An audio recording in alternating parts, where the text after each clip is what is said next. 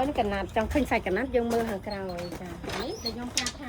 ទៅតឹងកបាហ៎កបាយើងមិចលាជាមួយនឹងធូបអញ្ចឹងទីវែងសនេះកបា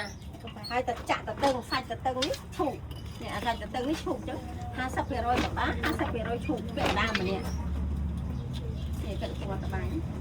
ថានេះដូចគ្នាដែរក៏ឈូកលាយសូត្រប៉ុណ្ណឹងឯងវាខុសសរសៃគ្នាប៉ុណ្ណឹងឯងតែ50ដូចគ្នាដែរនេះផ្ទៃធំដាក់តាមមុខ100មកទេចាអី100%ថានោះកាត់ដល់កាត់ហើយឈុំ100%មានកាត់នេះវិញមិនតែវាផ្ទៃតូចយើងរូបខាងក្រោយเลยជាកំពុងបងប្អូន100%នេះក៏មកគាត់តែយើងធ្វើរបៀបមាន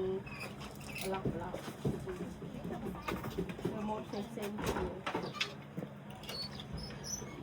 សាច់ទឹកនេះត្រូវឈូក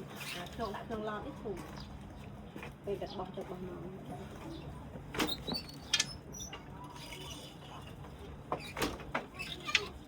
ពេលកាត់បានគេត្រូវស្រាត្រោល2មិនត្រូវត្រាប់2បងមកពីសរសៃយើងវាអត់សាច់ស្មើគ្នាសរសៃយើងមានពណ៌រាងក្រហមមានពណ៌រាងដូចខ្ញុំឲ្យមើលមិញហ្នឹងវារាង2ពណ៌ធម្មតាពណ៌ធម្មជាតិចឹងឯងដោយសារដើមឈូកពេលយើងកាត់មកអាដើមខ្លះវារាងទុំហ្មងវារាងចាស់ទៅពណ៌វារាងឡើងក្រហមទៅដូច្នេះក៏ត្រូវយកត្រល់2ហ្នឹងមកត្បាញវាចូលគ្នាអសមួយអាក្រហមមួយដើម្បីមើលទៅឃើញពណ៌ហ្នឹងវាឡាំគ្នាកុំឲ្យវាដាច់គ្នាពេកចាចឹងពេលដែលបញ្ចប់ពីខាងហ្នឹងទៅអត់ឃើញទេកម្មានេះកម្មាគេនេះបងខ្ញុំអត់ជឿមើលបន្តិចចាំបោករួច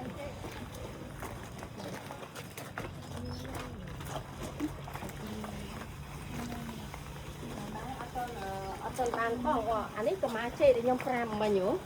ដើមចេញពីដើមជេអាដើមជេដែលមានផ្លែហើយ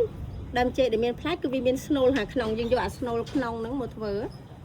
ស្នូលជេទេអត់ស្គាល់តែដើមជេដែលអត់មានផ្លែអត់មានស្នូលក្នុងទេ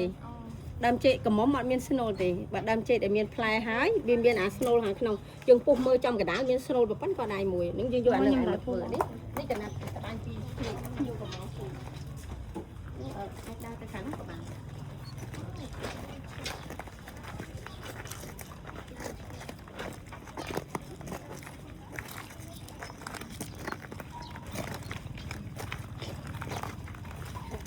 កណ្ដាលយើងហាលទៅ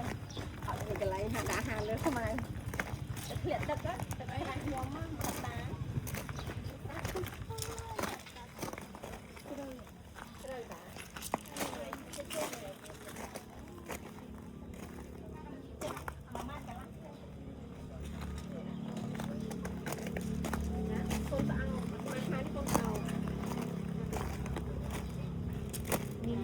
ជួយជួយនេះចេញមកខាងនេះចាំ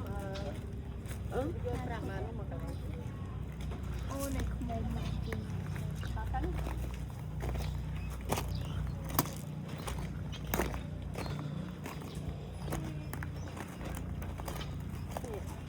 បែកធម្មជាតិនេះយើងក៏អាចយកមកធ្វើដំណើរខោអីយើងទៅឆៃធ្វើម៉ូតទៅណាម៉ូតកាឈូកម៉ូតអីអានេះសម្រាប់ខ្ញុំមានយើងអាចយកមកធ្វើមិចกระดาษលាយជាមួយនឹង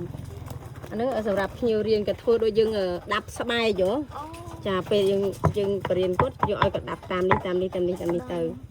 ដោយសារតែអានេះយើងជួយគាត់50%ហើយបើសិនតែយើងអត់ធ្វើនេះវាចំណាយពេលយូរអញ្ចឹងយើងទុកឲ្យគាត់ដាប់តាមតិចនេះទេព្រោះគាត់មកវាអត់មានពេលនៅយូរចាយើងដំហ្នឹងចាអូខេបងជើញមកតាមនេះ